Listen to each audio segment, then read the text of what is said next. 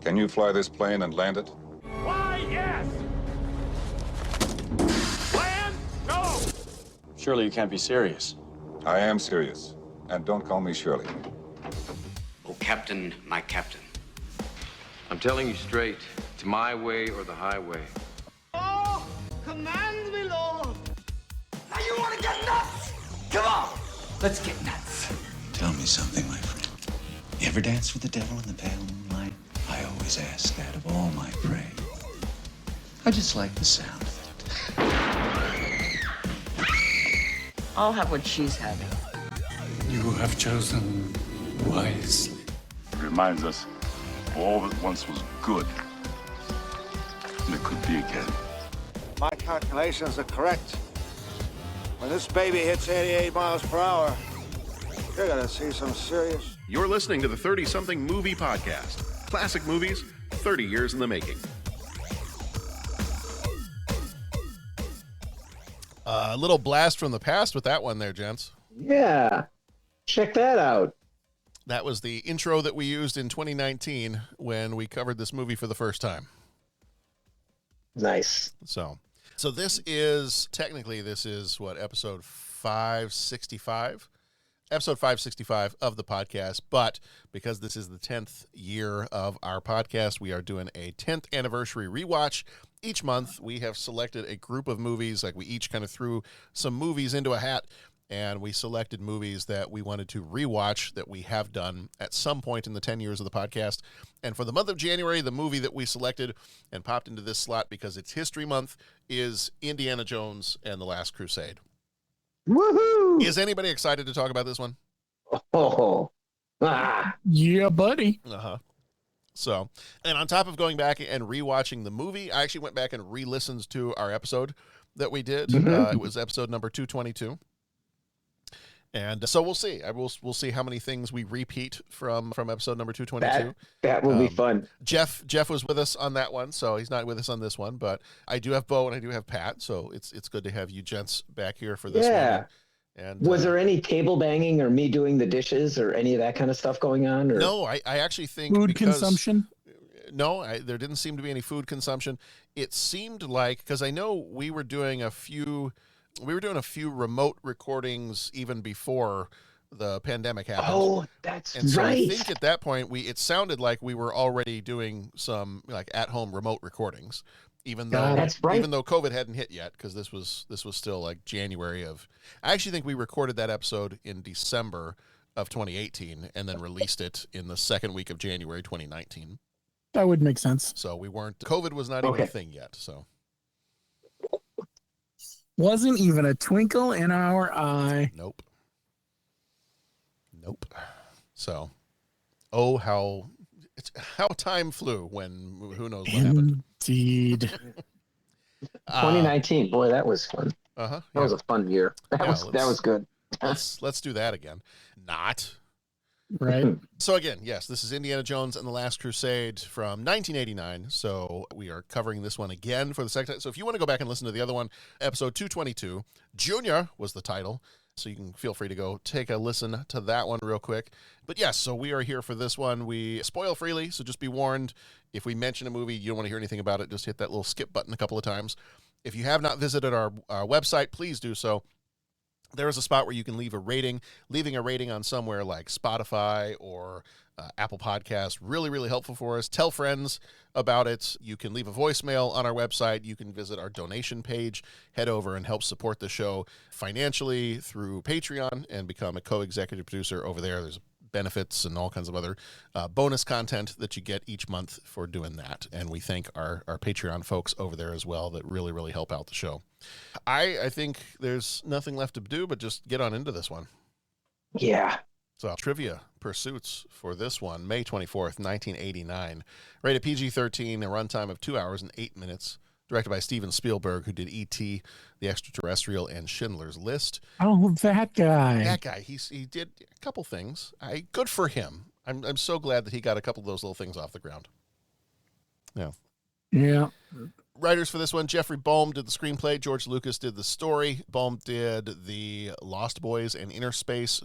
George Lucas did some, I don't know, like some space farmer movie. These little space operas, you know. Yeah, it was like a space farmer that got radicalized and then, decided to become a terrorist and blow up Moisture a military installation.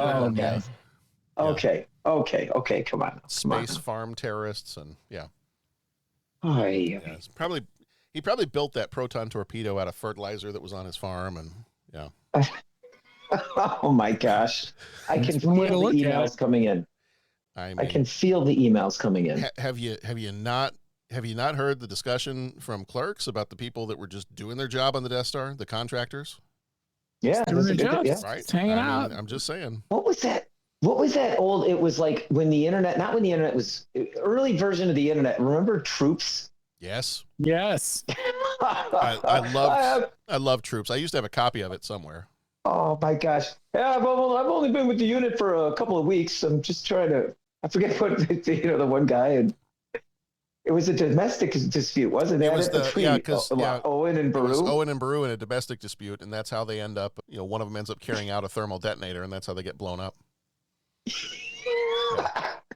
Oh man, Troops was that was. There's another one where they pull over a sand crawler because they think there's some stolen property. Oh yeah. Troops was outstanding. So yeah, George Lucas did that one movie with the people. Yeah, just a little bit of stuff in it. Yeah, producers were George Lucas and Frank Marshall. We've heard about the Lucas guy. Frank Marshall, he did some stuff to Back to the Future, something, The Sixth Sense. I mean, he's little indie films. Composer John Williams, I think he might have done some stuff too. I think didn't he work on those space operas? He might have. Yeah, I think so. Yeah, he might have. I mean, I'm sure he probably amounted to something. I think it wasn't even one of those like performing troops where they just get like the paint buckets and they just smack the drumsticks on the side I of the knew paint him buckets from somewhere. Some music thing. I don't know. I don't get it. But these little things called Jurassic Park and some of the Harry Potter movies. Cinematographer was Douglas Slocum, who did Raiders of the Lost Ark and The Lion in Winter.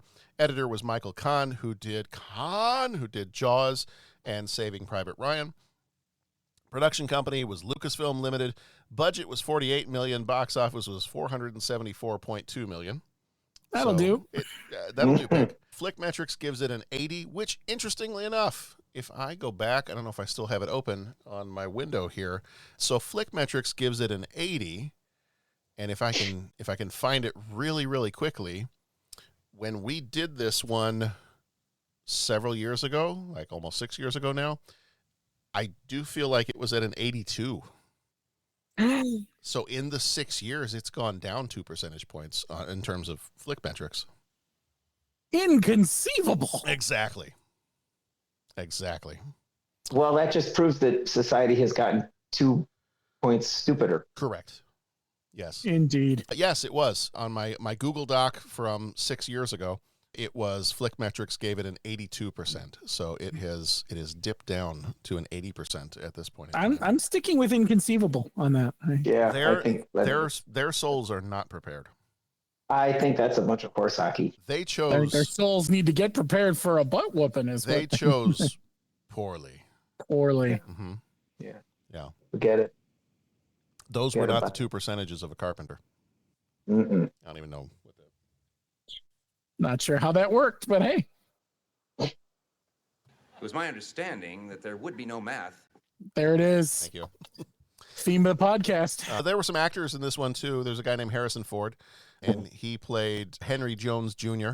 He was also in this thing, Star Wars, Blade Runner, a couple of those things. Sean Connery was Henry Jones Sr. He passed in 2020. He was in Goldfinger and The Hunt for Red October. Denholm Elliott passed in 1992. He played Marcus Brody. He was in Trading Places and Room with a View. Allison, okay, get ready to giggle. Allison Doody. Thank you. Played Elsa Snyder. She was in A View to a Kill and Major League 2. John Rhys Davies was Sala. He was in Lord of the Rings, The Fellowship of the Ring, and Sliders. Julian Glover was Walter Donovan for Your Eyes Only and The Empire Strikes Back. River Phoenix, who passed in 1993, played young Indiana Jones. He was in Stand By Me and My Own Private Idaho. Michael Byrne was Vogel. He was in The Sum of All Fears and Gangs of New York. Kevork Malikian played Kazim. He was in Midnight Express and Flight of the Phoenix. And Robert Edison, who died in 1991, played the Grail Knight. He was in The Ruling Class and Never Say Never Again. A couple little trivia things real quick before we dive into this one. Harrison Ford actually personally recommended River Phoenix to play his younger self, having worked with him on one of his favorite movies of all time, The Mosquito Coast from 1986. When asked about preparing for the role, Phoenix said that he didn't really focus much on Indiana Jones, but rather Harrison Ford. He just kind of watched how Harrison spoke, his mannerisms, just kind of watching him as a person, and then that's what he ended up mimicking as part of his character. And I'm going to say it right now, if River Phoenix had not passed away when he did, I could totally see him at some point like taking over the role of Indiana Jones, because his little mannerisms at the beginning of the movie, there are times where it just, you look like you're looking at a young Indiana Jones, like really and truly, the way he does his mannerisms and some of the lines that he says, like, everybody's lost but me. And, you know, it's like the way he, just a little face that he makes when he's like, oh, I'll think of something. It just, you almost look like you're looking at a young Harrison Ford. Yeah. Just, he gets those mannerisms and just the speech patterns and just his whole attitude. I think he just does so well with. Pretty awesome. The Nazi uniforms worn in the Berlin book burning scene are actual World War II era pieces, not replicas. The costume designer Anthony Powell they actually found a stash of authentic Nazi uniforms from Germany, and he ended up buying them to be used in the movie. In the scene where Indiana Jones confronts Elsa at the Nazi rally in Berlin and retrieves the diary, Steven Spielberg instructed the extras performing the Nazi salute to hide their other arm behind their backs and cross their fingers. Yeah. What else did I find? Oh, this one. And I meant to, of all the times I've seen this movie, I feel like I must have caught this at some point in time. But we know that because of some of the collaborations between Steven Spielberg and George Lucas, like there's things that pop up in these movies like Club Obi-Wan and, you know, stuff like that. Apparently, when Walter Donovan's wife interrupts him in the study to point out that he's ignoring his guests, you can hear the Imperial March being played on the piano in the background. Nice. Cool. So I did not get a chance to go back and check that once I read that in some of the trivia, but that's very cool. Not only is it cool because of the work between Spielberg and George Lucas, but do we know the actor Julian Glover who plays Donovan? Do we remember which part he played in Empire Strikes Back? Yeah, General Veers. General Veers, prepare your men. Prepare your men for a surface assault. Yep. So good old General Veers. Mm-hmm. Let's see, what else? Okay, so this one, I want to end with the other one, so I'll do this one first. This is one of the, I was mentioning to Bo before we started recording, I can't think of too many things that are a knock against this movie. Like, I can't think of too many negative things I would have to say about this movie. This little trivia piece, I'm going to say this may be my one negative thing about this movie. Okay.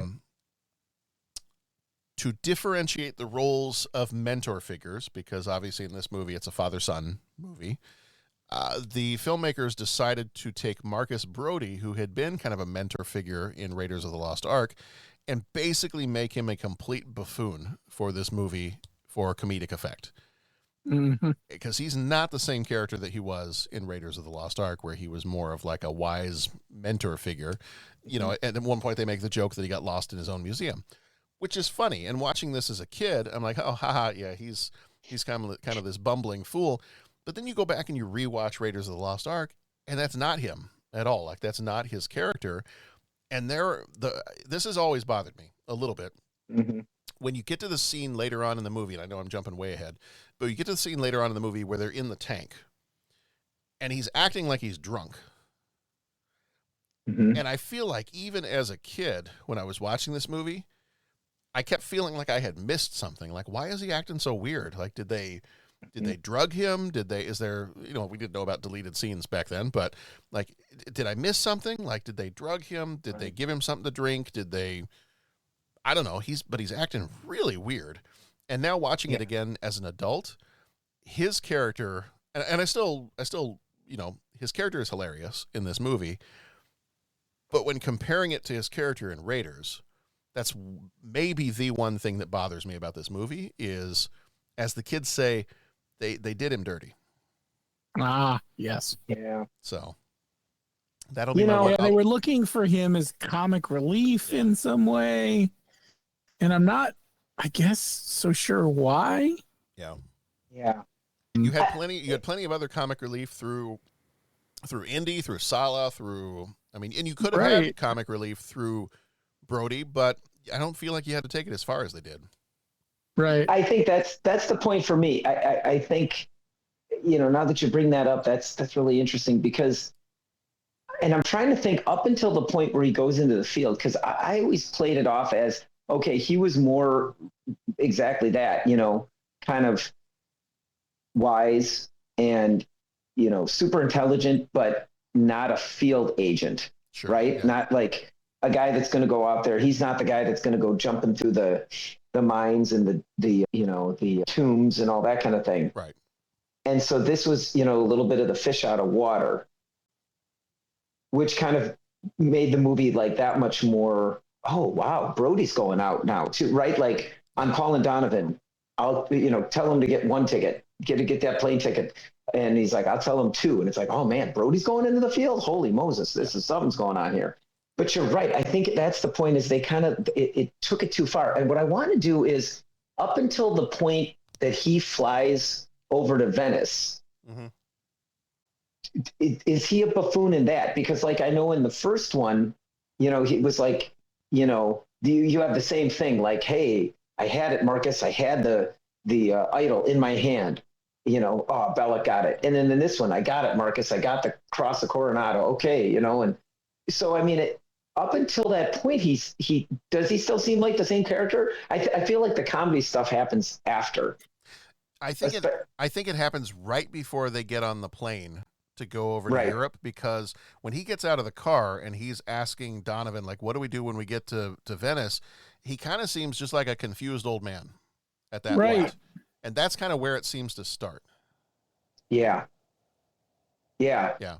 And I see what you're saying. That I still in my head kind of played off of, okay, this is a guy, he's out of his comfort zone. Yeah. Right. And that's why, where that's at, because you still get those parts in Venice when, he's helping him figure the problem and he's watching them as he lowers into the tomb beneath the library.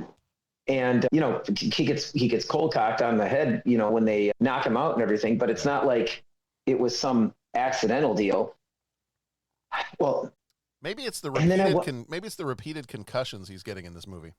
Yeah, that's it. That's probably because he helps hit on the Indy. head enough, it's going to happen to anybody. Uh-huh. Because there's something when they're sitting in their hotel rooms right before the rooms get trashed. Yeah, he's the one that's kind of figuring out some of the clues and helping Indy with that. Right. But I again, all to say is I agree with what you're saying, that it's like a matter of, man, they took it too far.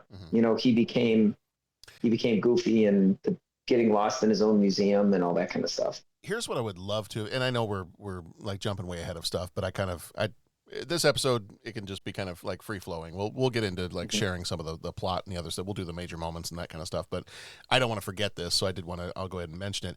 Here's what I kind of wish, if I was playing it through in my head, if I was doing a rewrite of his character for this movie, what I think I would do is, because he mentions early on in the movie when they go to, Henry Sr.'s house and it's all messed up, and he makes a comment and he said, I've been friends with your father for a long time. I've watched you grow up. I've watched you grow apart. So Brody has clearly known Indy since he was a young man. And he has been friends with Henry Sr. for a very long time. And so clearly they would know each other very well. So here's where I'd do a little touch up on the script here. I would say you're going to get plenty, because you have plenty of moments of comic relief through some stuff Indy does, through plenty of things that Sean Connery does in this movie, through Sala. You can even have some through Marcus Brody, through a little bit of some of the bumbling that some of the Nazis do. So you've got plenty of comic relief in here. I would have taken Brody's character, and instead of turning him into a basically a clown in this movie. I would have loved to have seen him be still kind of the wise mentor, but instead of, and he can help solve the mysteries, because I mean his knowledge of history is going to be, you know, probably the same if not more as Indy's, knowing the people that, you know, that they hang out with together. What I would love to have seen is that he plays the part of trying to bring Indy and his father back together. Like there could be bits and pieces where he's like, look, I know your father, I know you. And then there's moments throughout the film where he can kind of gently nudge both Indy and both, you know, Henry into, hey, you know, reconcile with your son, reconcile with your father, and just little moments of that kind of stuff where he still plays it off as a mentor. And you could even do some comedic stuff through that. It doesn't have to be slapsticky or physical comedy or anything like that. But I feel like his character could have been used so much better than he was. And it's funny that I've always had a weird reaction to his character in this movie for all the times that I've seen it. It really wasn't until watching it this time that I started to get a little upset with how his character was treated in this movie. And I've seen this movie so many times, but watching it this time around, that something just kind of clicked, and I was like, you know what? No, I don't like that. Like I still, his character's fine. I still enjoy his character. It's still not going to stain this movie for me. But in my little headcanon there, I was like, you could have used his character in such a subtle way to help the story along, to help these characters, you know, come back together, and not in a way that makes him look like an idiot. So, okay, here's the last trivia thing I wanted to end on, because I thought this one was kind of cool, and I actually don't know if I remember reading this before. The character at the beginning of the movie, who, if you have the captions on, or he's credited as, the actor is Richard Young, he's credited as Fedora. He's the one that eventually gives young Indy the hat, gives him the fedora hat. Yeah. He's credited as Fedora as his character name. Do you know who he was originally intended to be according to the script? I do not. No. Would you recognize the name Abner Ravenwood if I said that? Yes. Yes. Oh. Makes a lot of sense. So supposedly in the original script, that is a young Abner Ravenwood, who then eventually he and Indy would befriend each other. And that is Marion Ravenwood's father and Indiana's mentor, who gets mentioned in Raiders of the Lost Ark and is referenced in Kingdom of the Crystal Skull later on. But that would be Abner Ravenwood, which I kind of thought would be cool. Like if you had...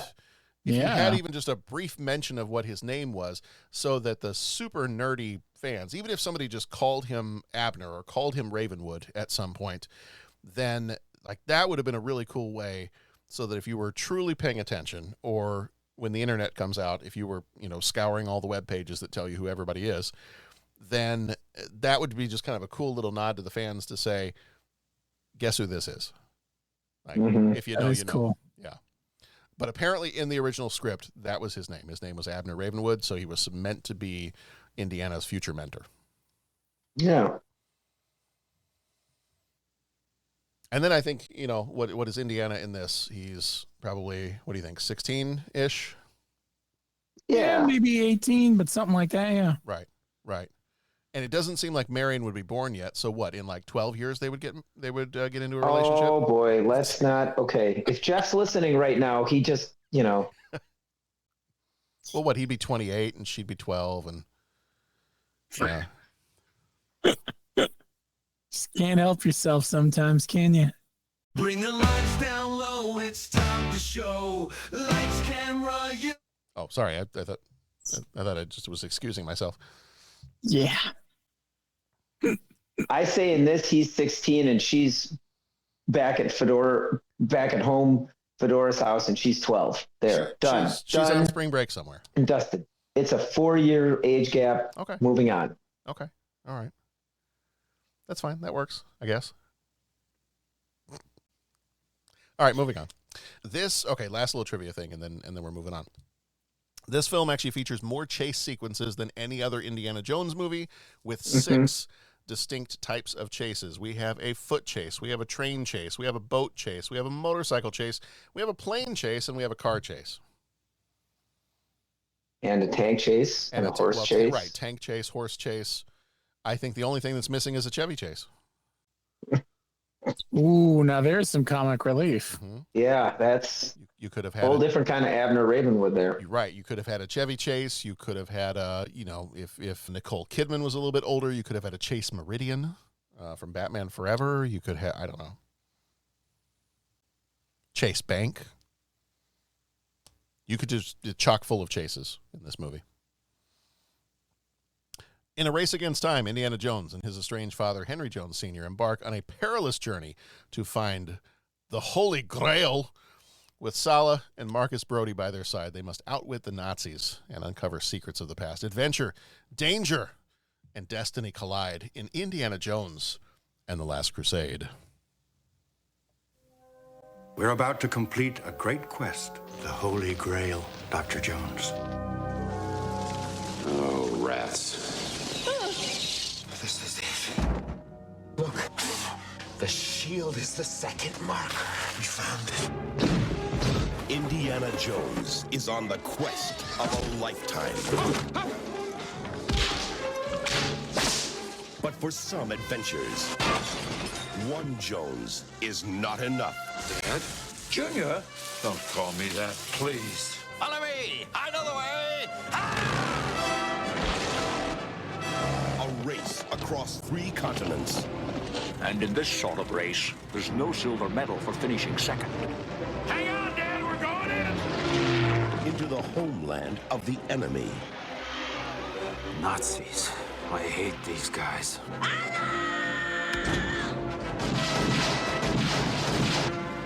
Our situation has not improved.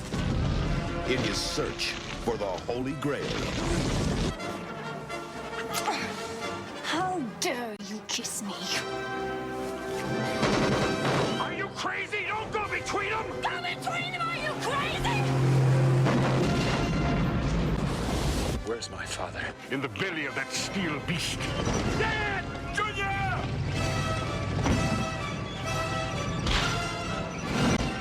You call this archaeology? The quest for the Grail is not archaeology. It's a race against evil. Germany has declared war on the Jones boys. Those people are trying to kill us. I know, Dad! It's a new experience for me. Happens to me all the time.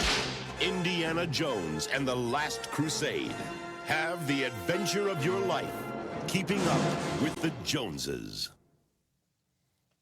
Yeah, I see what they did there. That was terrible. That was pretty bad. Yeah. All right. So major moments for this one. We've broken it down into some major moments to do a quick land of the plot. So very, very quickly, young Indiana Jones and the crucifix. In 1912, young Indy tries to stop grave robbers from stealing the Cross of Coronado because it belongs in a museum. So do you. I mean, this movie, it's going to be hard not to just continually quote this movie because there's so many great lines in this one. They've got a great chase. We have the horse chase, the foot chase, the horse chase, the train chase, and then on the circus train, we've got the fight. We've got this beginning is basically the origin story for, why Indy is afraid of snakes and where he gets his whip and where he gets his hat and all of this stuff. So we're kind of building in the little origin story here. And just such a fun sequence and very different. Like to start off with, we're going to jump back in time to when he was in the Boy Scouts. Like, I don't think that would have been how people would have expected the movie to start, given what we got with Raiders of the Lost Ark and Temple of Doom. It's like, let's go back to when he was in high school and see what's going on. So yeah, so we get all of these moments of that kind of give you the origin story of the different pieces that eventually become the character of Indiana Jones. There was one moment, too, where I thought was almost a little teeny tiny hearkening back to Raiders of the Lost Ark when he's in the car with the lion and the fedora guy. So apparently, while the trailer was playing, I went to go look up some more information quick on the fedora character. Apparently, he is also referred to as Garth. So in the later party on, Wayne, right? So yes, either he's partying with Wayne or the thunder is going to start rolling sometime soon. And apparently his name is Garth, and they have referred to him as Garth in other publications since the movie came out. So it must have just been the original script when he was supposed to be Ravenwood. And then once the movie came out, they decided that he was either Garth or Fedora is his name. So, but there's a scene where he's in the car with the lion and he goes, "Toss up the whip." And in my brain, I'm like trying to connect that with Raiders. I was like, "You throw me the idol, I throw you the whip." Mm-hmm. Throw me the lion, I throw you the whip. No. I do like his line at the very end of this first kind of sequence, and they have that just awesome transition where he puts the hat on his head and kind of, tilts his head down, and when it comes back up, it's middle-aged Indy on the boat. Mm-hmm. But I love that line that he says kind of at that last moment there. "You lost today, kid, but that doesn't mean you have to like it." Great line. Great line. And then a great transition from where he is in 1912 to, I think, 1938 when he's on the boat. So we jump ahead a few years. So we've got that great scene on the boat that breaks out into the fight, and he, eventually escapes and retrieves the Cross of Coronado, and takes it back. And we've got some funny scenes where he's, doing his lecture and reminding the kids that, archaeology is the search for fact, not truth. If you want truth, the other professor's class is just down the hall. Quick little trivia thing there. The name he mentions, I think it's Professor Tyree is the name he mentions. That was actually one of Harrison Ford's, I believe, college professors when he was in school. Oh, fun. Philosophy That's class very fun. professor, I think. So yeah, he was a little name drop for one of his former teachers. So yes, so we see he's going to his office down in the boiler room, and office hours. And I wonder if this just happens to Indy every time he has office hours, that it's just swamped with the young female co-eds. Yeah. He does seem to attract a certain type, doesn't he? And all of their eyelid tattoos. Yeah. Yeah. Yeah. So he, among the mail that he receives while he's there in his office, is something from Venice, Italy, which he just kind of sticks in his pocket and doesn't pay much attention to at the moment. Then he sneaks out the window, and as he's walking away, gets accosted by some intriguing men in black coats in a black car, and they approach him. And I don't know how you're not supposed to think that these are bad guys, because they get out of the car and then they flank him. Yeah. Right? Like, it's not hello. It's we will surround you first. It's like, we have a wealthy benefactor, and he would love to talk to you about something related to historical artifacts. No, it's, I'm going to stand in front of you, I'm going to stand behind you, and I will stand off to the side of you. Dr. Jones, let's go for a ride. And he turns around and looks at him, and it's just like... Right.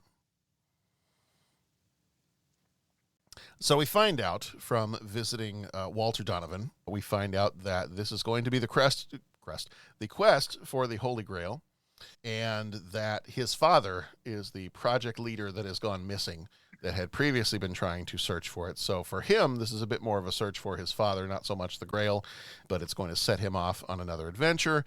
And he is told by Donovan that they will need to meet up in Venice, Italy, Venice, with Dr. Elsa Schneider. They do so, find out that Elsa Schneider is a very attractive blonde German, I don't know, what do we think she is, an archaeologist with a professor? Yeah, she seems to have that history thing going. She's got to be a little bit of an archaeologist, right? Professor-ish. Yeah. Meets up with her, and there's immediately some chemistry there. And the first place they go before they do anything else is they need to go check out the library, and that was the last place that Henry Jones Sr. was spotted. So they head to the library, which they comment on does not look much like a library, but a converted church. And this is where they're going to, they think at first they're looking for maybe a book on where the tomb of the Crusader would have been, where they can maybe find the marker that would lead them to where the Holy Grail is being kept. And some funny scenes in this when they get into the library. And as a kid, and this was always my favorite scene, when you've got the librarian that's stamping the books. Yeah. Mm-hmm. And he takes the barricade thing and is just trying to smash the floor with it. And the poor little guy's looking at his stamper, trying to figure out what the heck is going on here. Yeah, what is going on? Yeah. Love it. Love it. And then, and probably also one of my other favorite scenes, because he had remarked in his lecture that X never, ever marks the spot.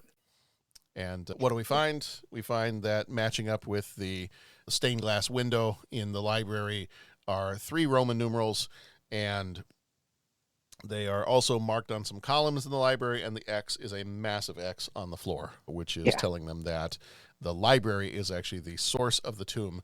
So they get themselves down there, and they go searching through the tunnels in these catacombs. One of my other favorite little scenes in this is they're walking through and they're looking at some of the drawings on the wall of the catacombs, and Dr. Schneider is like, "What's this one?" He's like, "Ark of the Covenant." "Are you sure?" "Pretty sure."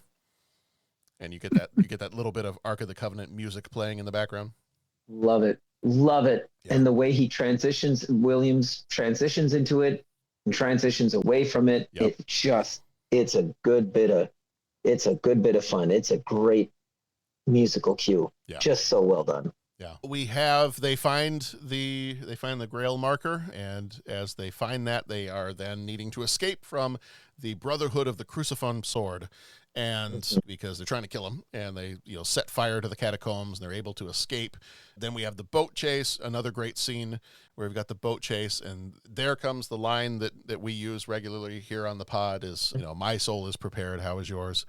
And just another great scene, another great fight on the boats, and the scene where the boat is going in between the other 2 boats. And go between them? I said don't go between them.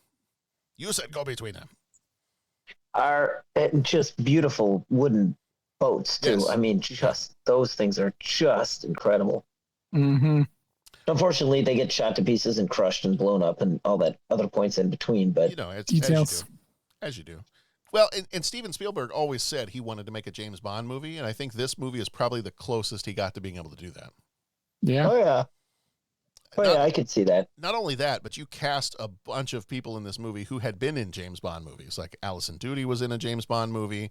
Sean Connery was obviously James Bond. There's a bunch of other characters, other actors in this movie who had been in Bond movies.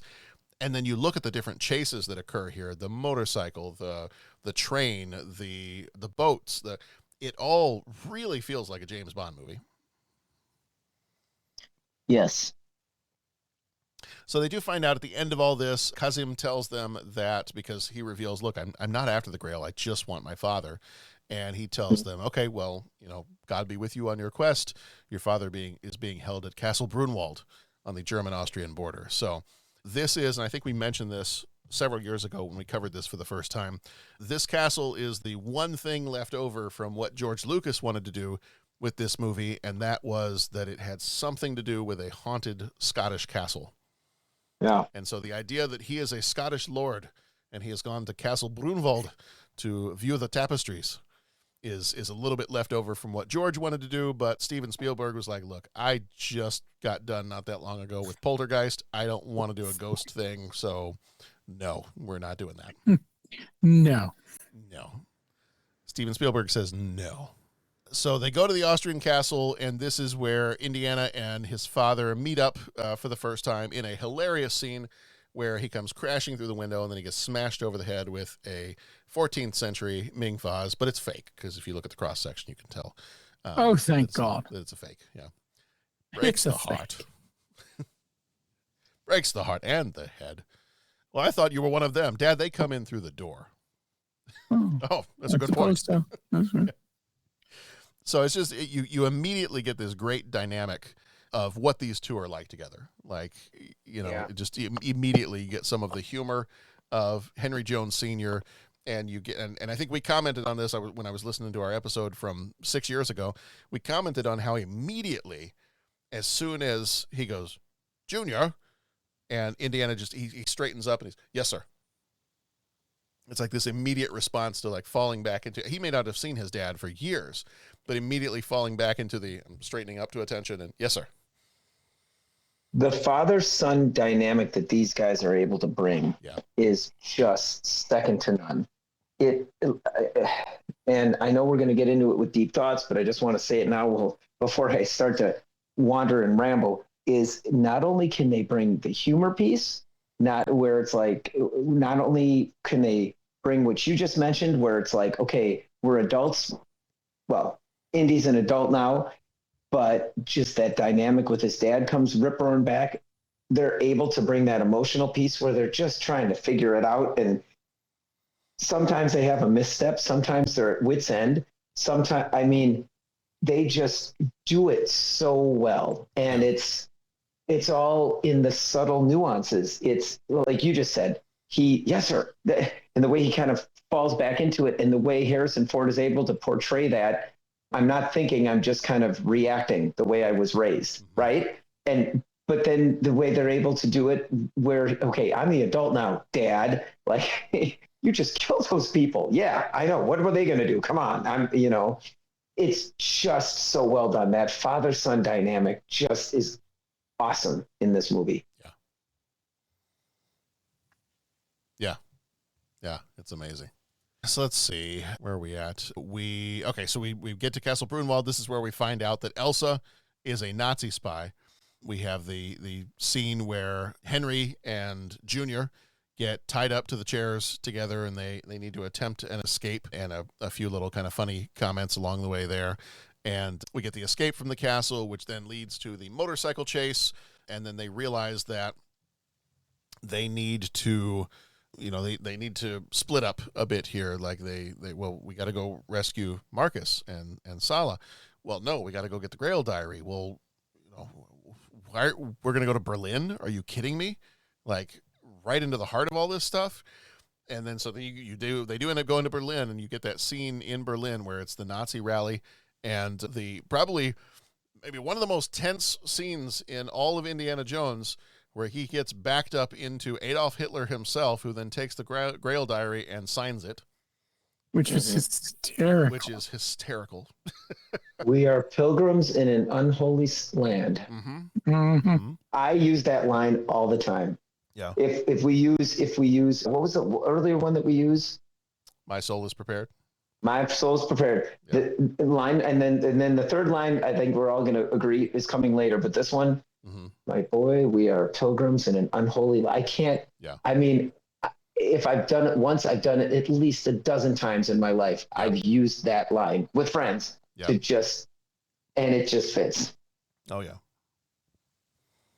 As they attempt their escape from Germany, they escape aboard a Zeppelin, but when they are discovered, because they go through and start checking to see that everybody's got their tickets so that they can see if they can find Indy and his father. That was one of my other favorite scenes where... No ticket. No ticket. Yeah, he throws them out the window. No ticket, and then everybody starts holding up their tickets. And then they have to escape using the biplane, basically the escape pod for the Zeppelin, and then they have the dogfight in this one. It's got the funny line, I didn't know you could fly a plane. Fly, yes. Land? No. Because we have seen the only other time that Indy was in a plane and trying to fly a plane, he didn't so much land it as in jump out of it and let it collide with a mountain. Yeah. So landing, not his strong suit. In Hate, I don't know if I'm saying that right. Indy and Henry meet Sala, and they learn that the Nazis are ahead of them, using Marcus and the map to navigate. Along the way, the Brotherhood attacks the Nazi convoy, but is ultimately defeated. We have the scene with the tank, and Harrison Ford apparently was doing a lot of his own stunts in those scenes. We might need to jump back because, not only does he escape in the biplane, there's some plane combat sequences. Yeah. There's a plane chase, which then ends up with a plane versus car chase. Yes. Which and we just got to recognize. I mean, there's just so much going on. I mean, And I'm sorry to do this to you guys. I really am. But they going all the way back to when they're tied up and they light the room on fire, and they're sitting there, Dad, what? Dad, what? Dad. Yeah. Who would have thunk it that Harrison Ford and Sean Connery can pull out that bit of physical comedy? Right. I mean, that's almost right out of Three Stooges, but it comes across as humorous, but not over the top. It's not like, oh God, why are you making this movie campy? Like that, there's not one shred of that there, in that scene. And then, like you said, was the play thing. I mean, when he's going around 11 o'clock, what happens at 11? Dad, come on, 10, 11, 12, 11 o'clock. 12, 11 o'clock. When he blasts the tail off the plane, son, I'm sorry. They got us. They got us. They got us. Yeah. And there's something I have to tell you. I'm sorry, son. They got us. And when they're going in, the way Sean Connery kind of ducks down over like the side of the cockpit there, I mean, just again, this is Sean Connery. I mean, we've seen him play Marco Ramius, we've seen him play James Bond, but here he's like this incredibly intelligent academic that's, I'm a little out of my depth here, and just like, holy Moses, we're going in, you know? And then they steal the guy's car, and then you get into that fun bit of it. But then at the end, when Indy's like, Dad, you know, he's not moving fast enough, but the way Harrison Ford delivers it, Dad, he's coming back. You know, it's kind of like, he's like a stompy kid, right? Yeah. I mean, and then how cool is it when Henry hands him the bag, pulls out the umbrella, and then it's just like, what is he doing? But then all the pigeons kind of rise Suddenly, up in the air. I remembered my Charlemagne. What a great line that is. Yeah. And totally like, and then the look on Indy's face is just like, dang, Dad's still got it. You know, I mean, it's like, how about that? There is just so much going on there.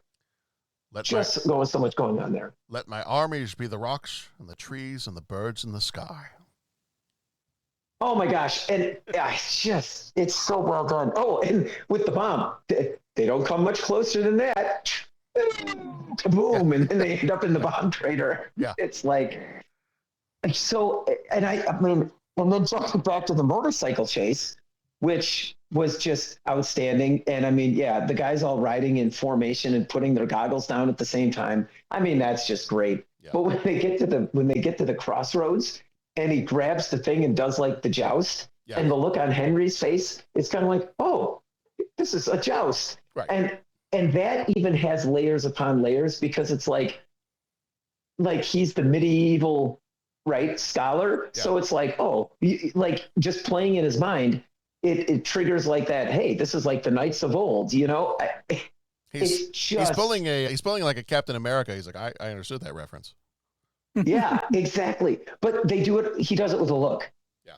In an action sequence. And that's what I'm going to talk about the action sequences, because that's what I love, and all the different chases. But again, all the little bits of character building that they insert, as well as giving these actors time to like really act. Do you know what I'm saying? With physical acting, it's a look or a line being delivered. There's just so much going on that makes this movie great. Yeah. I mean, just so much going on. And then we get after everything with the tank and the fight on the tank and the fight inside the tank and that whole scene. The tank goes over the side of the cliff and they think they've lost Indy, but then he shows up and he's like, for a moment, there's a bit of a heartfelt thing, and then it's, well, okay, back to work here. It's like, what are you doing sitting around? We're so close to the finish. Let's go. And so then we end up at the Canyon of the Crescent Moon. And they follow the Nazis there. They get to the temple. And then that one, as a kid, I remember that just being so shocking when Donovan takes that moment and Indy's like, look, shooting me is not going to get you anything. He's like, you know what, Dr. Jones, you're absolutely right. And then without any warning, he turns and shoots Henry Jones Sr. And I remember watching this, because we went to go see this in the theater as a kid. I remember watching this as a kid, and you've built up the entire movie that you've just kind of fallen in love with this quirky old man father character, and the Nazi guy shoots him. And and I'll tell you, watching this as what would I have been, like an 8-year-old kid at the time, watching this, I'm not jumping ahead in my mind and thinking, well, he could use the Grail to heal him. I'm thinking, wait a minute, what just happened here? And it wasn't until like a few seconds later when he says, hey, only the healing power of the Grail will help him. But I mean, how better to then motivate your hero to, go through these obstacles? Not only is it the quest for the Grail, but now it's very personal. In fact, it's not even really still the quest for the Grail. He could care less about the Grail. He just wants to save his father. Yeah. And that's what kind of keeps his, and I think when he has that interaction with the Grail Knight towards the end of it all, is that it keeps his motives pure the whole time. Because Indy is not. It's funny. It's almost kind of a. I don't want to make that comparison. I was going to make a comparison and say, so many people. Let's take Man of Steel. So many people took Man of Steel and they were like, well, Well, Superman allowed the city to be destroyed, so in the next movie, we have to go out of our way to say that Superman took the fight away from the populated part of the city. Like, we've got to do a complete reversal, and in this Star Wars movie, we have to do a complete reversal because the fans didn't like it when we did it in this last one. I know that some of the stuff that was done in this movie was a reaction to people saying that Temple of Doom was too dark. And so I know there were certain things that were done in this, but I think one of the things that I think is done so well about this is you've taken Indy from fortune and glory in the last movie to his motives are pure here, and he's doing this for the life and the love of his father. And it's not, because I mean, imagine Indy from Temple of Doom and put him in this setting. If he's fortune and glory Indy, then it's for the Grail, and it's for what the Grail can give him, because that's the character we know from Temple of Doom. But you've done a complete shift, a complete 180 from Temple of Doom Indy to the Indy that you've got in this movie. And I know he progresses from the beginning of Temple of Doom to the end anyway, and he's not really the same person that he was at the beginning of that movie. But and I mean, I definitely don't need to mention this in this company, but I mean, Temple of Doom is technically 2 Indiana Jones movies away, right? So like you have the whole adventure and Raiders and all that to kind of help develop exactly of what you speak. But in terms of the audience watching, it's And I think too, I mean, it was the audience reaction, but didn't Lucas and Spielberg kind of both agree, hey, we went a little dark on this one. Yeah. We weren't in good places in our lives, and we kind of brought that out in our movie. So So we have the deadly trials of the Grail Temple, and they follow the Nazis there. He's got to get through the clues from the diary and solve the different trials. You know, only the penitent man will pass. Only the penitent man will pass. Penitent man kneels before God. Kneel! And so he's got to get through that. He's got to... And dive roll forward. And dive roll forward. Otherwise you're going to get sliced in half the other way. And then we've got the Word of God, which is the name of God. And this is you talk about lines that get used regularly with you and your friends or family. Because my daughter takes Latin, there are numerous times where the line, but in Latin, in the Latin alphabet, Jehovah spelled with an I. So that one gets used very regularly around our house. And what a great telescoping lens shot or whatever. I know that and I'm sure Dennis was the one that kind of educated me on this, but it's that one where like it zooms in, but to the object it's centered, but then the outer part kind of zooms away. Yeah. You see it in Jaws when the kid is getting attacked and Chief Brody is sitting on the beach. Yes. Do you know what shot I'm talking about? Yep. And this one where Sean Connery's talking and it zooms in on him. Yeah. But like the other, that's just a great camera shot there. Yeah. But in the Latin alphabet, Jehovah begins with an I.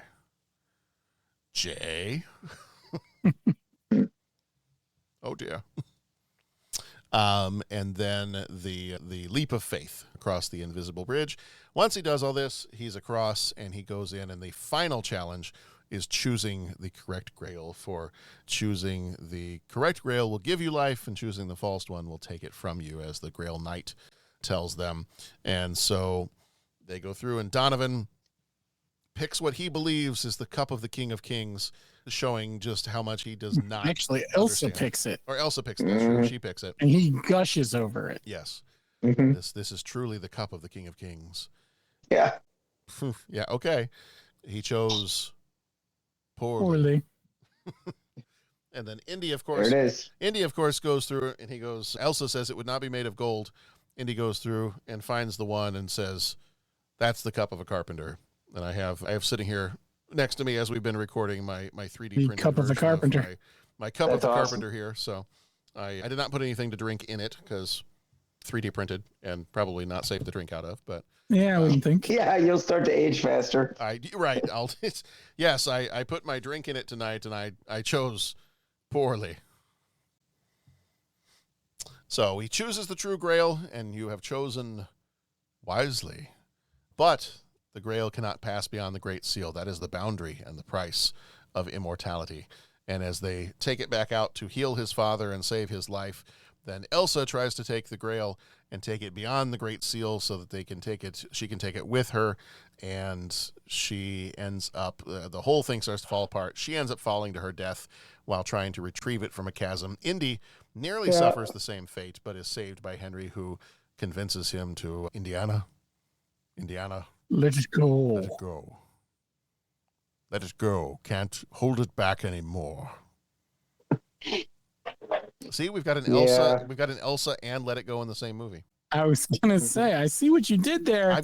I wasn't gonna comment on it. I was just gonna let it go. I'm gonna see. There you go. You're letting it go too. The incomparable Adele Dazeem. There we go. I think that for the first time in forever, Disney watched this movie, and they came up with the plot of Frozen.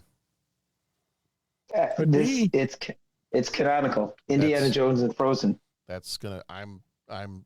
As our friends say, I'm spiking the football. I'm saying that's what it is. And do you want to build a snowman? Mm-hmm. Doesn't everybody? Maybe. Do you want to choose a Grail? Oh, we could turn this into a musical episode, but we're not going to. No. And everyone should thank us for that.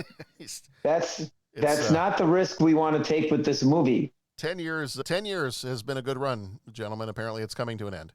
We're not doing the musical one. No, we're not doing Indiana Jones and the Last Crusade, the musical.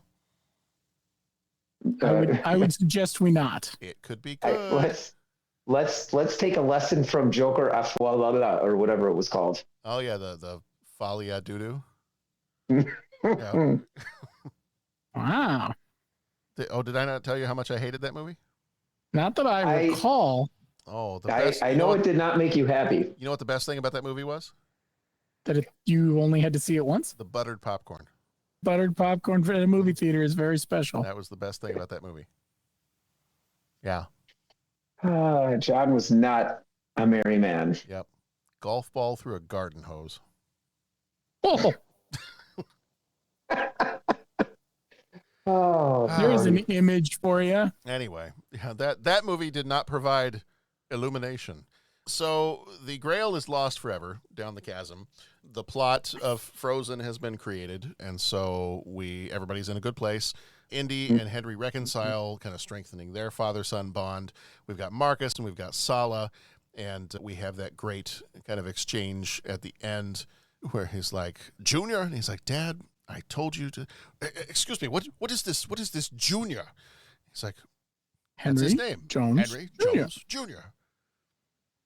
I love the visual way he does it too. He's like, Henry Jones Jr. Yeah, and he's like, I prefer the name Indiana. We named the dog Indiana, and then Silas just, you are named after the dog. The dog.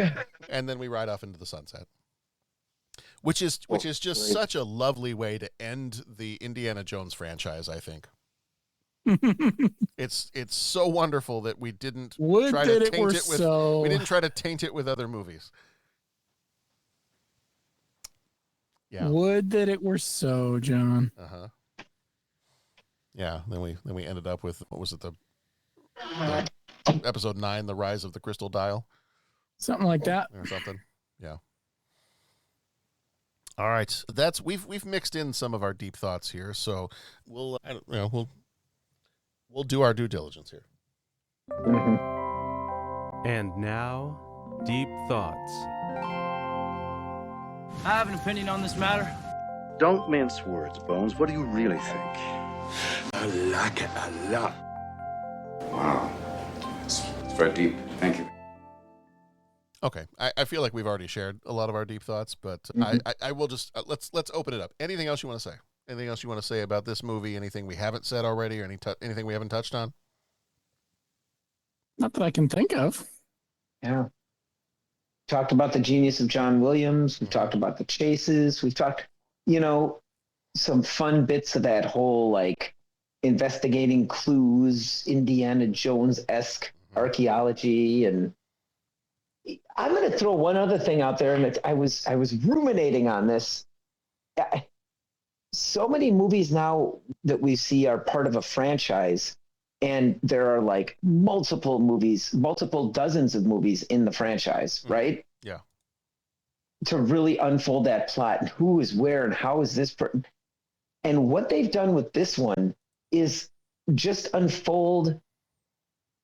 I mean, I feel like I know Indiana Jones, and I feel like I know Henry Jones, but they've done it in the space of just a handful of movies, right? Mm-hmm. Yeah. And I mean, it's like, you know, the journey that you go on with Indy and his dad, and how much you care about these characters in the space of one movie, right? Yeah. And the fact that, I mean, Marcus Brody wasn't in Temple of Doom, so you're kind of like, I mean, it's basically the second movie in that particular arc, and we're like, man, that was a direction I didn't want to see him go. Well, you only saw him in part of the first movie, but again, you're left with you know, this character and you care about the character so much. We're headcanoning out like the stuff that we don't like, right? So I just, how awesome that they can build that much love for the character, that much story, that much bringing you into the story. I don't know what the word is for all that, but they build all of that into 3 films, which I think is pretty incredible. You get immersed in the world and the characters and the yeah. And I mean, it's funny, like I was thinking on is, you know, the typical Indiana Jones costume, right? But you very rarely just see that without an alteration, right? Like in the first one, you see it in the first part, but then like later on, he's, you know, walking around and he doesn't have the jacket on. It's just the shirt and all that kind of stuff when he gets into the market chase. Sure. In Temple of Doom, you see him for a part with that costume, but then it's all ripped up, torn up, and, you know, he just basically is, you know, where at the end when he's running around with the machete and the whip. In the third one, you know, you see him partly with the costume, but like, you know, it's Indy as a kid, Indy, you know, exploring in a suit. When they go up to the castle, he's got the tie on. You know what I'm saying? So it's like even the costume, they're showing you variations of the costume. Do you know what I'm saying? Like based on what scene they're in. Yeah. And now I'm saying like the origin story. We get I think I read one of the reviews of this movie. You know, you have a horse chase, you have the Indiana Jones origins, you have like a bit story, and it's like in the first 15 minutes of the film. So just the amount of storytelling, world building, character building that they can pack in and done in a way that's entertaining and it doesn't feel rushed. And my gosh, that's just amazing. Right? Yeah. It's just awesome.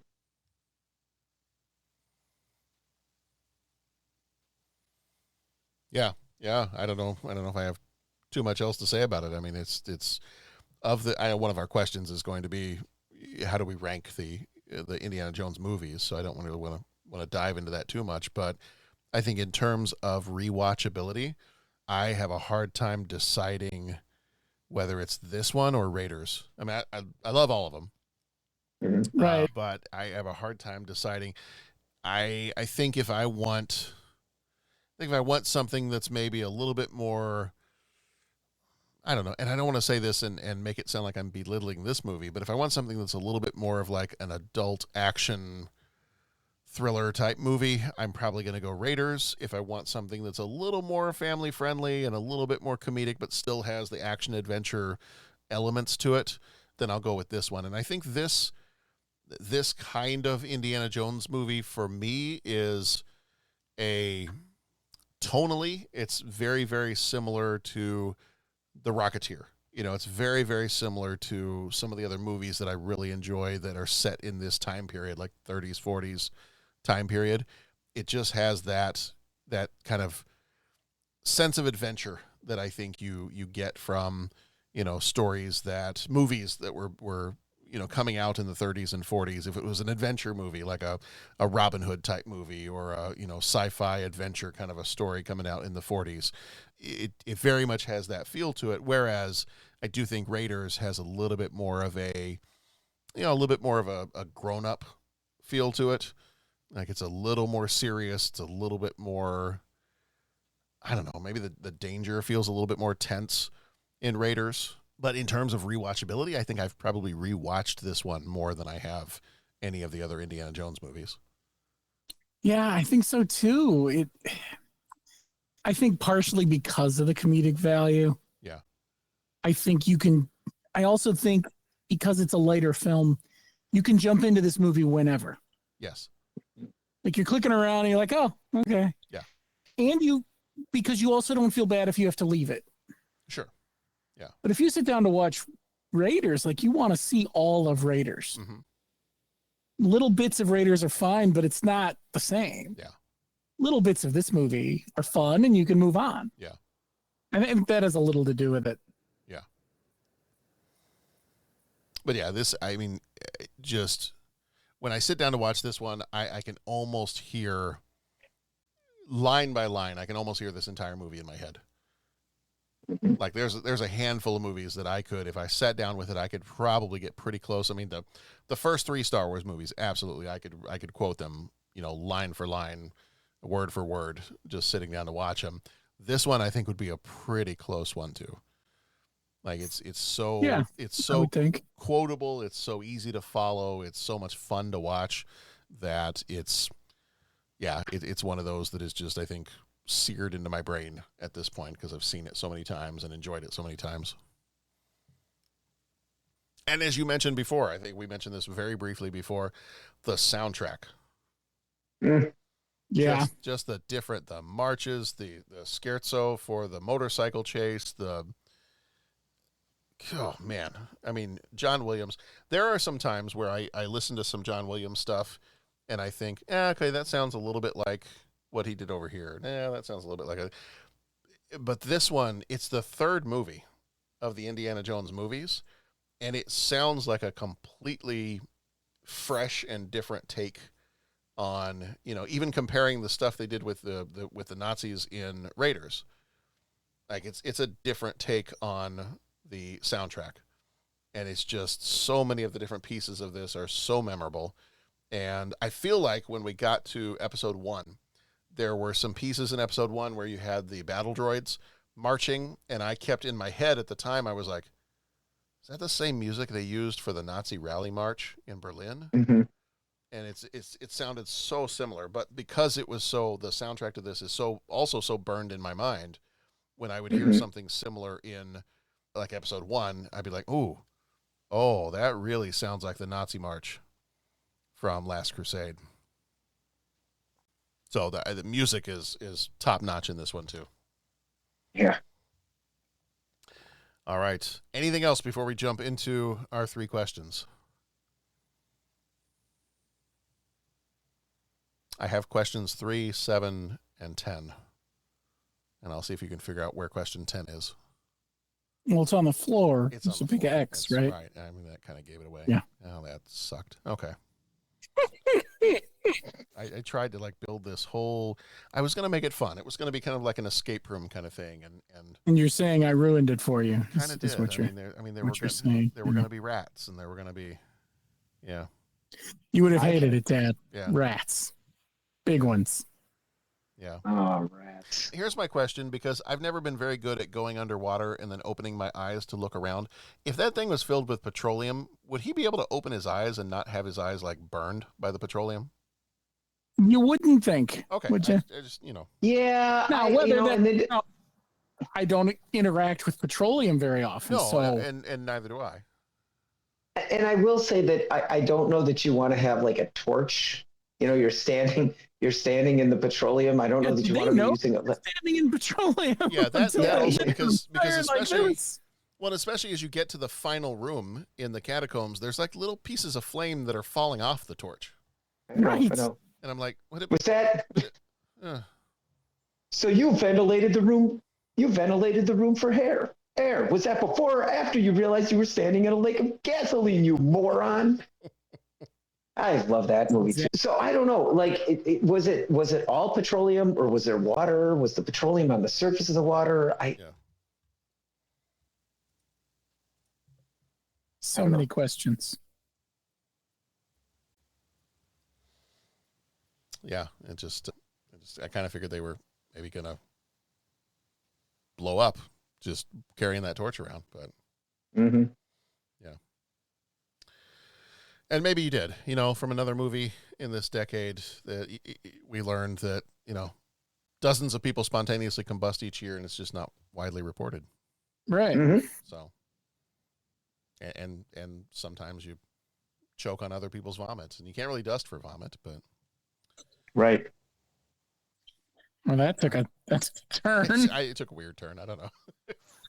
All right. It's time for 3 questions. Yes, please have them. Question 1, the penitent man.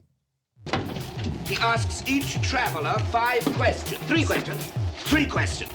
It's impossible to answer. Impossible because you don't know the answer. Nobody could answer that question. I want to ask you a bunch of questions. I want to have them answered immediately. What you just said is one of the most insanely idiotic things I have ever heard. At no point in your rambling, incoherent response were you even close to anything that could be considered a rational thought. Everyone in this room is now dumber for having listened to it. I award you no points, and may God have mercy on your soul. All right. So the penitent man will answer question number 1. How would you rank the 5 Indy movies and the Young Indiana Jones series? It's been a long time since I've seen the Young Indiana Jones series. Yeah. I kind of kept that one. I actually kind of kept that one separate in mind. I'm like, you know, I really haven't watched enough of it to be able to really say where I would rank it. So I actually kind of took that one out. Okay. And just did the 5 movies. Well, then that's somewhat easier. 3, 1, 2, 4, 5, maybe 5, 4. Crystal Skull was pretty rough. Okay. I think that's very close to mine. I put Raiders first, even though I just got done saying that I think I'd rewatch this one more often, just in terms of the overall quality of the movie, and that's not any kind of a slight on Last Crusade.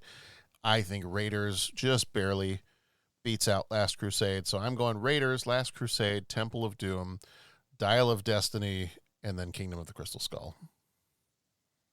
I should have asked this question. Have we all seen Dial of Destiny? Mm-hmm. I have. Okay. All right. Good. Because this was actually one of our questions when we did this the last time around, like 6 years ago, was rank the 4 Indiana Jones movies at the time. I don't know. I was not able to finish the episode before we started recording, so I don't remember how we each ranked it. But yeah, Dial of Destiny was not an option at that point. So lucky us. Mm-hmm. I did, you know, for the most part, I did enjoy a lot of Dial of Destiny. Yeah. There were some things I was kind of hoping would happen that didn't happen, and I was kind of like, I would have done that differently. But is what it is. Exactly. We can't have everything. No, that's true. Rolling Stones taught me that. Mm-hmm. They did. Patrick, do you have your ranking? Yeah, I'm pretty much the same as you guys. Okay. I mean, the only little nuance is I would just put 1 and 3 on the same level because I don't know, choose between the 2 of them. It depends on what you're looking for and what you're into and what at that moment, right? Well, to quote Amadeus, they're also beautiful. Why can't I have 3 heads? Exactly. Yeah. Exactly. And I mean, the incredible chases and the incredible father-son dynamic in this one. I love the idea of all the different characters kind of coming together. Well, not all of them. I mean, Marion wasn't in this one, but you know, the characters coming together with this one. Raiders is like, right, that's pure and simple. That's Indiana Jones right there, right? That's the movie that started it all. And I mean, it's, yeah, exactly. Now, this is where it gets interesting. I would have said 2, 5, 4 on that one. I don't hate on Crystal Skull as much, like as I know some folks do, and I'm sure they do with good reason and all that. I just kind of come down to Indiana Jones has always been one of my favorite characters. Growing up, I wanted to be Indiana Jones, right? Like that. I mean, and so I think for all those memories that, Spielberg, Lucas, and Harrison Ford and all that have given me, I mean, the absolute least I can do in return is just like, I'm not going to knock Crystal Skull and hate on it and all that kind of stuff. Yeah, there's some things that are a little rough, and I mean, you guys, people can go out and take a look and find, all that kind of stuff. But I just think, like I said before, more indie, more better. It's fun. It introduces some cool elements into there. It was great seeing Marion Ravenwood and Indiana Jones interact again as, older. So that's all, pretty awesome. The one thing that I read that was pretty interesting is there was one person that was writing that put Dial of Destiny over Temple of Doom. And some of the stuff they struggled with in Temple of Doom, well, go back and listen to our Temple of Doom. And there's a pretty good debate on that movie in our podcast library. But, there were some things in Temple of Doom that they kind of struggled with. And there were some things in Dial of Destiny that they were really high on. And not the least of which was they really liked how Indy kind of moved out of being just like hero and into a little bit more of a three-dimensional, he's eating TV dinners. He's kind of out of step with society. He's old. He's got all the injury to his body and all that kind of stuff. And then, some of the things that he was presented with in that movie, like traveling through time and where's he going to end up and so forth. And then, like they introduced the character of his son, Mutt, in the Crystal Skull. And then in Dial of Destiny, you find out he died. And if I remember right, he died in Vietnam, right? By the way, spoilers. Yeah. Spoiler alert. I mean, dear God, you guys said you both had seen Dial of Destiny, right? Oh, yeah. Oh, yeah. I just don't remember the exact circumstance of... I want to say he went off to fight, and then I might be all wet on that. But the bottom line is... You're right. I looked it up real quick. It says that he joined the army to kind of get back at his father, and he ended up dying during the Vietnam War, which kind of led to Indy and Marion getting divorced because of their grief. Right. And so, I mean, that's a real world thing. And if I recall right, wasn't that kind of what Harrison Ford, Han Solo and Indiana Jones, and he was kind of always after that darker edge to those characters, like the direction he wanted to go. And now you're seeing that. And this person kind of extolled the virtues of Dial of Destiny, of kind of presenting our hero with that, with, the real world consequences of things. Yeah. All of which to say was it really created some thoughts. So there's part of me that would almost say, 1 and 3, and then this and Temple of Doom kind of on the same level for completely different reasons, right? Yeah. Temple of Doom is, just fun adventure and creepy crawly and, horror and all that. But I won't lie, there's some problematic things in there that, some depictions of things that, and I'll just repeat what I said when we did the Temple of Doom thing. It's just, we all look at the world a little bit differently. And now, at least I do. I can't speak for anyone else. But so, yeah, I don't know. That's an interesting question. How would I rank them? Yeah. But yeah, I put 3 and 1 on the same tier. And then, I see a lot of benefits of all the other ones. Yeah. Yeah. That's all I got to say about that. Yeah. All right. Question number 2. If they continued the Indiana Jones franchise, who would you hire to play Indy?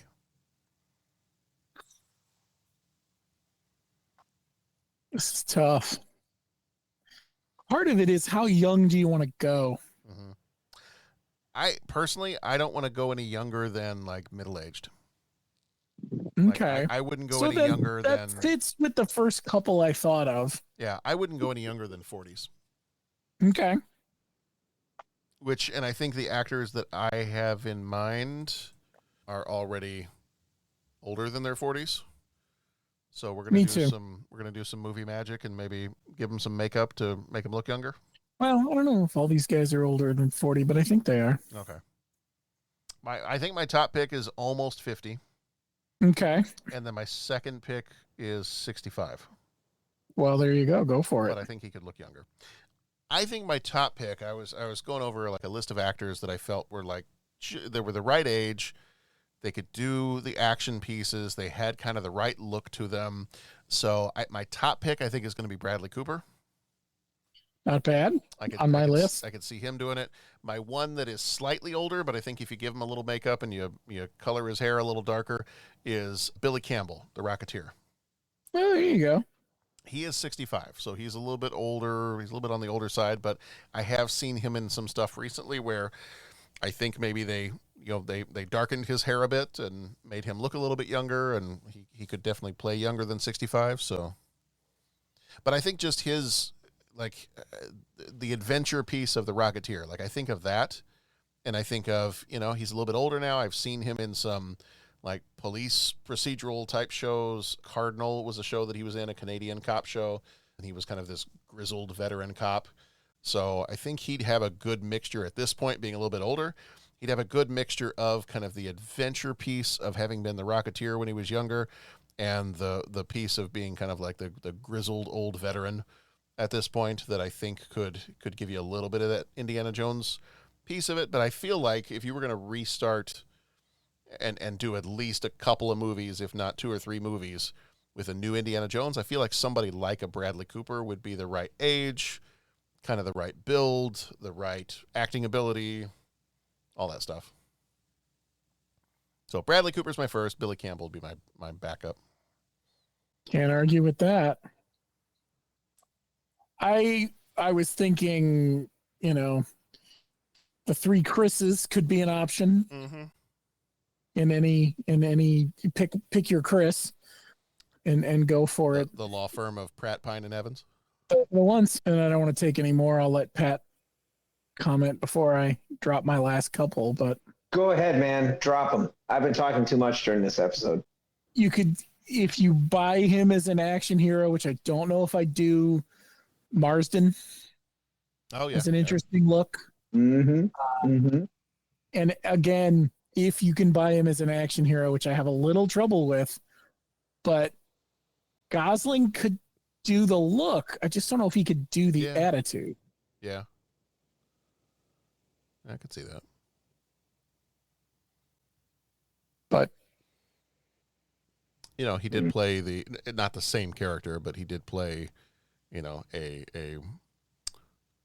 I don't even know if I want to say a Harrison Ford-esque character in the newer Blade Runner movie. Well, and maybe that's where I'm getting the maybe he could do it feel, Mm-hmm. But he's definitely the outsider in my list. Yeah. I think one of the 3 Chris's is probably the right answer. And if I had to pick one,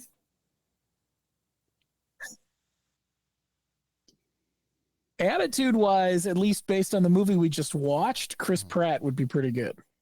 Mm-hmm. But beyond attitude, I'm not so sure. I think Chris Evans might be the best of the 3 overall. Well, and I guess you just have to decide if you're going to redo Indiana Jones with a new actor, or what are you keeping about the character, and what are you possibly changing about the character? Because I feel like to a certain degree, if you're copying the Indiana Jones we've always had, he's got kind of a world weariness about him. It's not the years, honey, it's the miles. Right. Kind of a deal. And if you could deliver that line, then you've got your Harrison Ford Indiana Jones. But if you're redoing this, are you doing a Harrison Ford Indiana Jones, or are you making it something new? Exactly. Yeah. And I think that's why recasting is always hard. Right. Because if you're going younger, especially, then I don't think you have as much of the world weariness. I think you've got more of the sense of adventure that the River Phoenix Indiana Jones would give you. Indeed. Yeah. Like, he hasn't learned to be world weary yet. He'll get there. So take a few more punches to the face and, right, being run over by tanks and things like that. And tanks. Yes. And tanks. You're welcome. That guy, I loved it. Rolls Royce Phantom. Yeah. You will have horses, provisions, and tanks. And tanks. You're welcome. I even like the color. Yeah.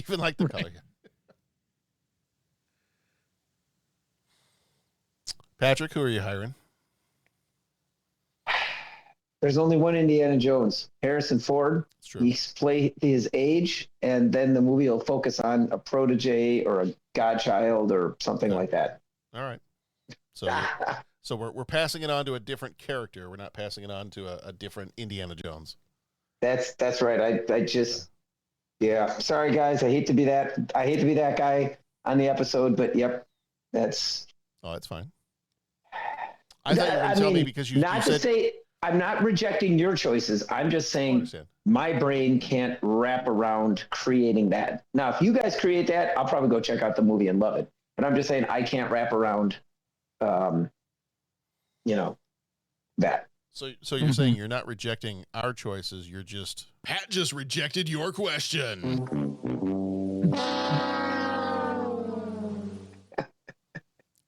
And that's fine. That's fine. That's right. Well, you said earlier that you always wanted to be Indiana Jones. So are you saying you're going to replace an Indiana Jones with a Wisconsin Canagallo? Wisconsin Canagallo. I love that. That's something right there. I mean, it doesn't roll off the tongue quite the same as Indiana Jones, but it doesn't roll off the tongue. But I'm just thinking of Wisconsin Canagallo and what that movie would entail. There you go. Oh man. Well, at the very least, we know there's going to be a horse chase and a motorcycle chase. I want to go on the Google and Google Wisconsin Canagallo, see what comes up. See what you. It's probably a cocktail of some kind. I'm not doing it on the work computer. That's I was going to say, make sure you're well filtered on whatever because you never know what you're going to get. Mm-hmm. Yeah, I'll fire up the VPN and hit that Google machine. I don't know. Yeah, there you go. I'm going to VPN and Firefox it. Mm-hmm. There you go. Double privacy. Mm-hmm. You have to turn your computer sideways. What is this? Was is this? I wonder if it Gunther's. Gunther vent. All right. Final question. Which actor plays the best Nazi villain in any TV or movie where they are featured? This is so good. What do you got? Well, I don't want to. I have thoughts on this question, so. Okay. I might end up daily doubling someone. Okay. Well, you've got to give the honorable mention to the Illinois Nazi. Yeah. From Blues Brothers. That's true. Exactly. I hate those guys, but yeah. Henry Gibson is just so good. Yeah. So he gets an honorable mention just because. But then, it's hard because there's so many good ones. I really like Christoph Waltz as Hans Landa in Inglourious Bastards. Mm-hmm. Yep. I'm a big fan of, I don't know if you can really call him a bad guy, which is maybe this isn't such a great category for him, but Rufus Sewell in Man in the High Castle. Mm-hmm. Yeah. He was really good. And there's more, but I'm going to just wait before I mention any more and see what you guys came up with. Well, I had two. I still just when I picture in my mind like a good movie Nazi villain, it's going to be Tote from Raiders. Yeah. Mm-hmm. This also seems like an obvious answer for me. Spoiler if you haven't seen The Rocketeer, Neville Sinclair. Mm-hmm. The Rocketeer, Timothy Dalton as Neville Sinclair. If you didn't say The Rocketeer, I'd have to wonder if you were feeling okay. It's how you know whether or not I'm a changeling. It's true. Yeah. And speaking of, I'm shocked that nobody mentioned the Alpha Hirogen when they were the Nazis. Oh, yeah. Yeah. I forgot about that. That's right. That was a fun bit of business there on that. And anytime you have alien Nazis in Star Trek, then I feel like that's something special. Almost as bad as Illinois Nazis. That's true. It's almost Delta Quadrant Nazis. Right. Yeah. I hate Delta Quadrant. That would have been a great line in Voyager. I hate Delta Quadrant. They finally get rid of the Hirogen, and then they just like zoom right through their territory. I hate Delta Quad Nazis. Oh man. All right, Pat, what do you got? You thought you might have a daily double with somebody? I was going to say the Illinois Nazis. Oh, there you go. Yeah. I was pretty sure I was going to daily double it. That would be my choice. Yeah. I mean, the list of movies, replete with examples of both from the entertaining to the mustache twirling bad guys to the lampooned, like in Blues Brothers, to the just absolutely chilling and stomach turning depictions of evil in some of the other movies, like a Schindler's List, for example. And is it Ralph Fiennes? Which one of the Fiennes is it? Yeah. And it's just oof. So there's I don't know that, and I think we talked about that when we watched Schindler's List. Like I couldn't imagine playing a character like that. Right. I mean, I can't imagine. I can't act to begin with, so much less trying to. Yeah. So. But Wisconsin Canagallo can. Well, Wisconsin Canagallo is going to fight against that. Okay. All right. Yeah. He's fueled by old fashions. I feel like your take on the band director was just you getting ready for that. Yeah, I think that would be. I think that's it. Wisconsin Canagallo. Yeah. I expect to hear you do some kind of like a trumpet melody of your own little theme there. That's right. Yeah, jumping back to the movie, what about when they're sitting at that crossroads and Sean Connery's like, search for the Grail isn't, it's just, da da da da da. And if they get their hands on it, the armies of darkness will march all over the earth. It's not archaeology. Yeah. It's just awesome dialogue. I love it. And then that camera pan to where they zoom in on the sign and you're like, okay, well, which way is he going to go? And then you hear the march, the marching music and all that. And they pan over to Berlin on the side. That was great stuff. Great dialogue in this movie. Gets the hairs raised up. Yeah. Yeah, absolutely. All right, gents, that's going to do it for this one. So our first of 12 look-backs at looks backs. I don't know. Looks back. Looks back? That seems wrong.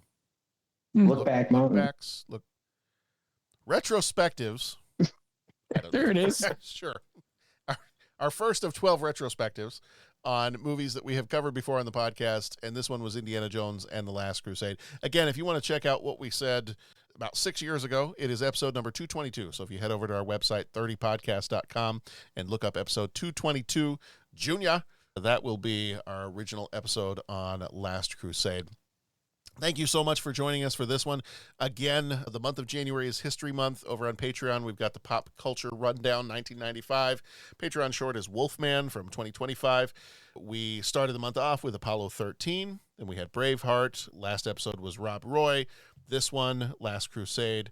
Next time is Nixon. And then we're finishing off the month of January with Les Miserables, the 10th anniversary concert. So a lot of really, really good stuff coming up this month and every month this year as we dive ourselves into 1995.